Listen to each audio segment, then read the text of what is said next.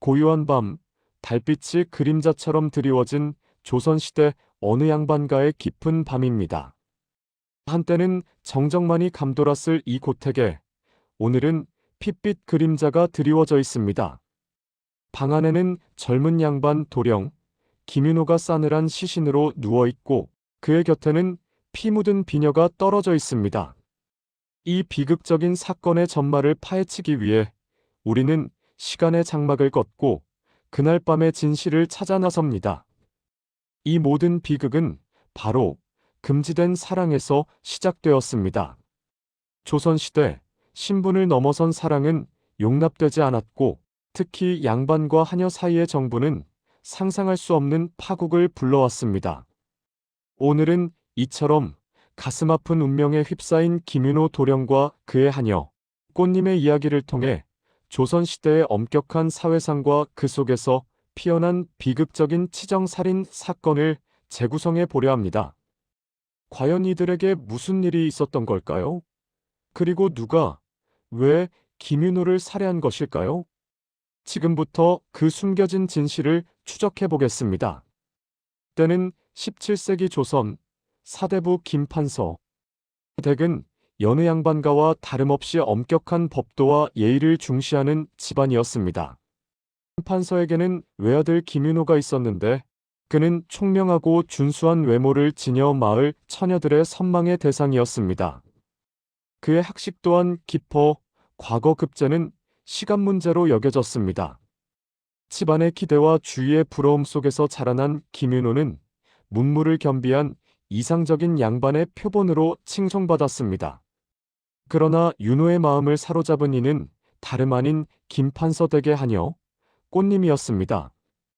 꽃님은 어여쁜 얼굴만큼이나 고운 마음씨를 지녔고 언제나 조용하고 성실하게 자신의 일을 해냈습니다.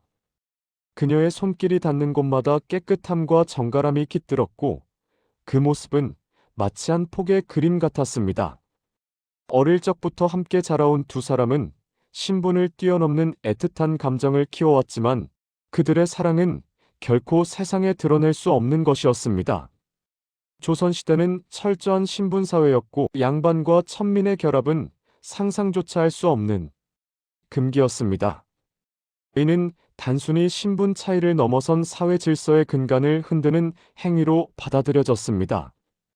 특히 양반 남성이 하녀와 사사로운 정을 통하는 것은 가문의 명예를 더럽히는 행위로 간주되었으며 발각될 경우 하녀는 물론이고 양반 남성에게까지 가혹한 처벌이 뒤따랐습니다.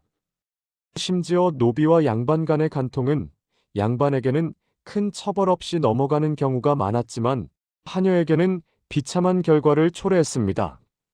꽃님은 자신이 처한 신분의 한계를 누구보다 잘 알고 있었기에 그 마음을 받아들이면서도 항상 불안에 시달렸습니다.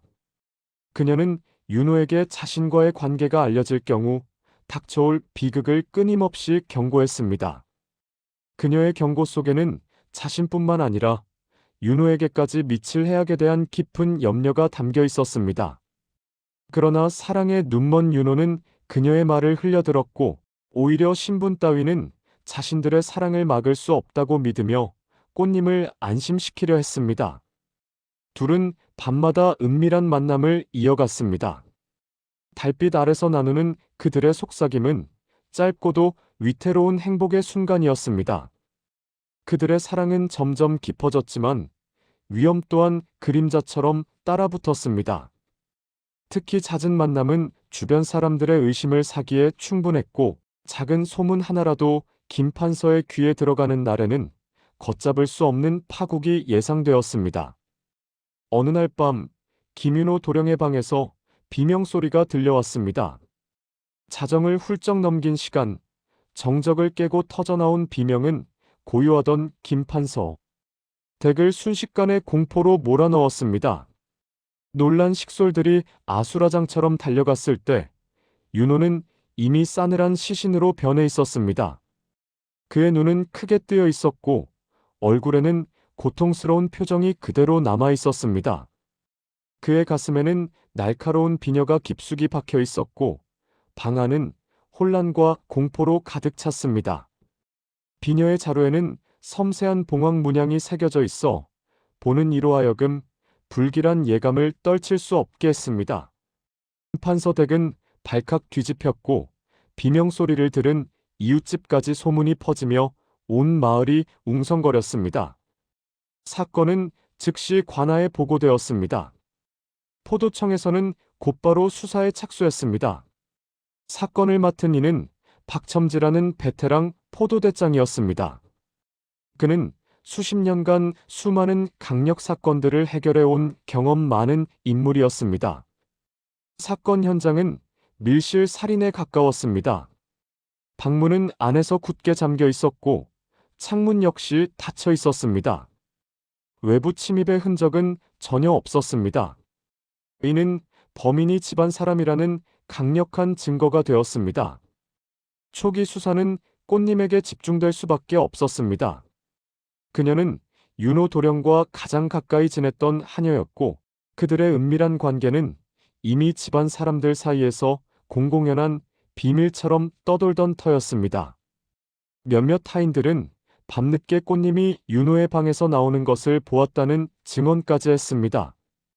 또한 윤호의 가슴에 박힌 비녀는 꽃님의 것으로 추정되었기 때문입니다. 그 비녀는 꽃님이 어릴 적 친어머니에게서 물려받은 유일한 유품으로 그녀가 늘 머리에 꽂고 다니던 것이었습니다. 꽃님은 체포되어 혹독한 신문을 받았습니다. 포도청의 신문은 매우 잔인하여 자백을 받아내기 위해 온갖 고문이 자행되었습니다. 그녀는 윤호 도령을 사랑했지만 결코 살해하지 않았다고 울부짖었습니다. 그러나 정황 증거들은 그녀에게 너무나 불리하게 작용했습니다. 당시 조선 사회에서 간통은 매우 중대한 범죄였고 특히 양반 가문에서는 간통 사실을 은폐하기 위해 여성을 자살로 위장하거나 직접 살해하는 경우도 빈번했습니다. 간통죄가 발각될 경우 여성은 가문의 명예를 실추시킨 죄로 사형에 처해지거나 심하면 친정 가문까지 몰락시키는 결과를 초래하기도 했습니다. 이런 배경 속에서 꽃님은 더욱 궁지에 몰릴 수밖에 없었습니다. 심지어 윤호의 어머니인 정경부인 이 씨는 아들의 죽음이 꽃님 때문이라고 굳게 믿으며 그녀를 더욱 강하게 추궁했습니다. 정경부인은 아들이 천한 하녀에게 홀려 집안의 채통을 더럽혔다고 생각했고 이제는 아들마저 잃었으니 그 분노는 하늘을 찔렀습니다. 그녀는 꽃님이 아들을 유혹하여 파멸로 이끌었을 뿐 아니라 결국 살인까지 저질렀다고 확신하며 꽃님에게 복수를 다짐했습니다. 사건은 점점 미궁으로 빠져드는 듯 했습니다. 증거는 꽃님을 가리키는 듯 했지만 그녀의 강한 부인은 수사관들을 혼란스럽게 했습니다. 베테랑 포도대장 박첨지조차도 이 사건이 단순한 치정살인만은 아니라고 직감했습니다. 꽃님의 눈빛에서 진심 어린 슬픔과 함께 어떤 절박함이 엿보였기 때문입니다. 그때 이 사건의 진실을 밝히기 위해 암행어사 박문수가 파견됩니다. 정조대왕은 민생의 어려움을 살피고 억울한 백성을 구제하기 위해 암행어사를 자주 파견했는데 이 사건 역시 정조의 귀에까지 들어가게 된 것입니다. 특히 윤호가 장차나라의 기둥이 될 인재였다는 점, 그리고 김판서댁이 명문 사대부 가문이라는 점이 정조로 하여금 암행어사를 파견하게 하는 결정적인 이유가 되었습니다. 박문수는 뛰어난 통찰력과 날카로운 추리력을 가진 인물이었습니다. 그는 현장에 도착하자마자 사건의 표면적인 상황 이면에 숨겨진 진실을 찾기 시작했습니다. 그는 먼저 꽃님을 다시 신문했습니다. 그는 꽃님에게 무자비한 고문 대신 차분하고 이성적인 질문을 던졌습니다. 꽃님은 여전히 자신의 결백을 주장하며 사건 당일 밤 윤호와 크게 다투었지만 살인은 저지르지 않았다고 진술했습니다. 그녀는 윤호가 자신과의 관계를 부모님께 알리고 정식으로 혼인을 청하겠다고 말했지만 자신은 신분의 벽 때문에 그럴 수 없다고 거부했다고 털어놓았습니다. 꽃님은 윤호가 자신 때문에 가문의 명예에 먹칠을 하고 불효자가 되는 것을 원치 않았습니다. 이 과정에서 윤호가 크게 실망하며 자신을 비난했고 그 후 그녀는 방을 떠났다는 것이었습니다. 그녀는 방을 나선 후 자신의 방으로 돌아가 밤새 흐느꼈다고 진술했습니다. 박문수는 꽃님의 진술에서 석연치 않은 점을 발견했습니다. 그녀의 진술은 일관성이 있었지만 윤호의 방에 있었던 시간과 비녀의 행방에 대해서는 명확하게 설명하지 못했습니다. 특히 비녀가 왜 윤호의 방에 있었는지, 그리고 살인 현장에 비녀가 떨어져 있었다는 사실에 대해 꽃님은 알지 못하는 듯 보였습니다. 박문수는 단순한 치정살인으로 치부하기에는 뭔가 다른 숨겨진 이야기가 있을 것이라고 직감했습니다. 그는 범인이 꽃님이라면 왜 굳이 자신의 소중한 비녀를 살해 도구로 사용했는지, 그리고 왜 그토록 결백을 주장하는지 의문을 품었습니다.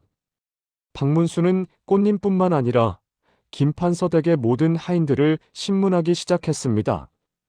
그는 하인들의 일거수일투족, 그리고 그들의 표정 변화 하나까지 놓치지 않고 관찰했습니다. 그리고 그의 예리한 눈에 한 하녀가 들어왔습니다. 이름은 막심이. 그녀는 다른 하녀들과 달리 시종일관 불안한 기색을 보였고 질문에도 제대로 답하지 못했습니다. 그녀의 눈빛은 불안하게 흔들렸고 목소리는 자꾸만 떨렸습니다. 박문수는 막심이의 행동을 유심히 관찰하며 그녀에게서 사건의 실마리를 찾기 시작했습니다. 막심이는 김윤호 도령의 어머니인 정경 부인 이 씨의 신복이었습니다. 그녀는 정경 부인의 어릴 적부터 모셨던 늙은 몸종으로 정경 부인의 지시라면 무엇이든 실행하는 충직한 하녀였습니다. 그녀는 정경 부인의 고통을 자신의 고통처럼 여기는 지독하리만큼 왜곡된 충성심을 가진 인물이었습니다. 박문수는 막심이가 꽃님과 윤호의 관계를 가장 잘 알고 있었을 것이라고 추측했습니다. 그는 정경 부인 이 씨가 아들의 죽음에 대해 지나치게 분노하며 꽃님을 몰아붙이는 모습에서 의심스러운 점을 발견했습니다. 어머니의 슬픔은 이해하지만 그 분노가 너무 강렬하여 오히려 진실을 가리려는 듯 보였기 때문입니다. 박문수는 정경 부인의 그러한 태도가 막심이의 행동에 영향을 미쳤을 것이라고 판단했습니다. 박문수는 막심이를 다시 불러 신문을 시작했습니다. 이번에는 고압적인 태도 대신 막심이의 마음을 헤아리는 듯한 부드러운 말투로 그녀의 심리를 파고들었습니다. 처음에는 강하게 부인하던 막심이도 박문수의 끈질긴 추궁과 날카로운 질문에 결국 무너지고 말았습니다. 그녀는 흐느끼며 모든 진실을 털어놓았습니다. 놀랍게도 살인을 저지른 이는 다름 아닌 막심이 본인이었던 것입니다. 그녀의 자백은 모두를 충격에 빠뜨렸습니다. 막심이의 얼굴에는 후회와 함께 어떤 해방감이 교차하는 듯 보였습니다. 그녀는 더 이상 죄책감에 시달리는 것을 견딜 수 없었던 것입니다. 사건의 전말은 이러했습니다. 막심이는 오랜 시간 정경 부인 이 씨를 모시며 그 누구보다 그녀를 존경하고 따랐습니다. 그녀는 정경 부인의 삶이 아들 윤호에게 달려있다고 굳게 믿고 있었습니다. 그녀는 정경 부인의 아들인 윤호 도령이 천한 하녀인 꽃님과 정을 통하는 것을 보며 깊은 배신감을 느꼈습니다. 양반가의 채통과 가문의 명예를 실추시키는 행위라고 생각했던 것입니다. 특히 정경 부인이 이 사실을 알게 될까봐 노심초사하며 괴로워하는 모습을 보며 막심이의 마음속에는 분노와 함께 왜곡된 충성심이 싹트기 시작했습니다. 그녀는 윤호와 꽃님의 관계가 가문의 치욕이며 이는 정경 부인을 죽이는 것과 같다고 믿었습니다. 이를 막아야 한다는 강박에 사로잡혔습니다. 사건 당일 밤 막심이는 윤호와 꽃님의 은밀한 만남을 엿듣고 있었습니다. 그녀는 항상 윤호의 주변을 맴돌며 그들의 관계를 감시하고 있었던 것입니다. 윤호는 꽃님에게 부모님께 모든 것을 고하고 혼인을 허락받겠다고 말했고, 꽃님은 신분의 차이 때문에 그럴 수 없다고 윤호를 만류했습니다. 꽃님은 윤호의 앞날을 걱정하며 애써 자신을 밀어냈습니다. 이 과정에서 윤호는 크게 낙담하며 꽃님에게 서운함을 토로했습니다.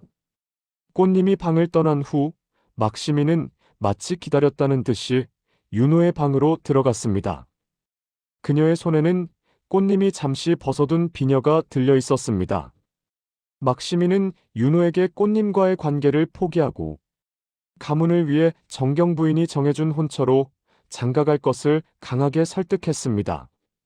그녀는 윤호에게 효도와 가문의 명예를 강조하며 천한 하녀 따위에 미련을 두지 말라고 다그쳤습니다. 그러나 윤호는 자신의 마음을 이해해주지 않는 막시미에게 화를 냈고 오히려 막시미를 비난했습니다. 그는 자신의 사랑을 이해하지 못하는 막시미의 좁은 시야를 비웃으며 그녀의 충고를 비웃었습니다. 윤호의 냉담한 태도에 막시미의 왜곡된 충성심과 분노는 극에 달했습니다. 그녀는 윤호가 가문의 명예를 저버리고 자신의 사랑만을 좇는다고 생각했고, 더 나아가 정경 부인에게 평생 씻을 수 없는 아픔과 치욕을 안겨줄 존재라고 확신했습니다. 그녀의 눈에는 윤호가 더 이상 자랑스러운 도련님이 아니라 가문의 근본을 흔드는 불순한 존재로 보였습니다. 이성을 잃은 막시미는 그 순간 손에 쥐고 있던 꽃님의 비녀를 휘둘러 윤호의 가슴을 찔렀습니다. 비녀는 정확히 윤호의 심장에 박혔고 그는 짧은 비명과 함께 바닥에 쓰러졌습니다. 윤호는 예상치 못한 공격에 미쳐 방어할 틈도 없이 쓰러졌고 그 자리에서 숨을 거두었습니다. 살인을 저지른 후 막시미는 재빨리 비녀를 윤호의 시신 옆에 떨어뜨리고 방문을 안에서 잠근 후 마치 아무 일도 없었던 것처럼 몰래 방을 빠져나왔습니다. 그녀는 모든 죄를 꽃님에게 뒤집어 씌우고 자신은 정경 부인의 충직한 하녀인 척하며 이 모든 상황을 비웃듯이 지켜보았던 것입니다. 그녀의 계획은 완벽해 보였습니다. 막시미의 잔혹하고 치밀한 범행에 박문수는 경악을 금치 못했습니다. 그녀는 정경 부인에 대한 충성심이라는 명분 아래 자신의 주관적인 판단과 왜곡된 신념으로 끔찍한 살인을 저질렀던 것입니다. 그녀의 행동은 단순한 살인을 넘어선 신분사회 속에서 피어난 광기 어린 집착의 발현이었습니다. 막시미의 자백으로 사건의 모든 진실이 밝혀지자 김판서댁은 다시 한번 충격과 혼란에 휩싸였습니다. 정경 부인 이 씨는 자신이 그토록 신뢰하고 의지했던 하녀가 아들을 죽였다는 사실에 큰 충격을 받고 실신했습니다. 그녀는 아들을 잃은 슬픔과 함께 자신이 막시미를 제대로 알아보지 못했다는 자책감에 시달려야 했습니다. 꽃님은 살인 누명에서 벗어났지만 사랑하는 윤호 도령을 잃은 슬픔에 잠겼습니다. 그녀의 눈에서는 끊임없이 눈물이 흘러내렸고 그녀의 삶은 다시는 예전과 같을 수 없었습니다. 윤호와 꽃님의 이루지 못한 사랑은 더욱 비극적으로 기억되었습니다. 조선시대의 엄격한 법도에 따라 막시미는 결국 살인죄로 교수형에 처해졌습니다. 당시 간통이나 성폭행은 정절 훼손으로 간주되어 매우 엄하게 다뤄졌지만 살인 역시 신분 고하를 막론하고 중죄로 다스려졌습니다. 특히 양반 남성이 노비와 간통한 경우 남성에 대한 처벌은 유야무야되는 경우가 많았으나 살인죄는 신분을 불문하고 엄격하게 적용되어 법의 엄정함을 보여주었습니다. 박문수는 사건을 해결한 후 정조대왕에게 모든 전말을 상세히 보고했습니다. 정조는 이 사건을 통해 조선시대 신분사회의 모순과 인간의 복잡한 내면을 다시 한번 확인했습니다.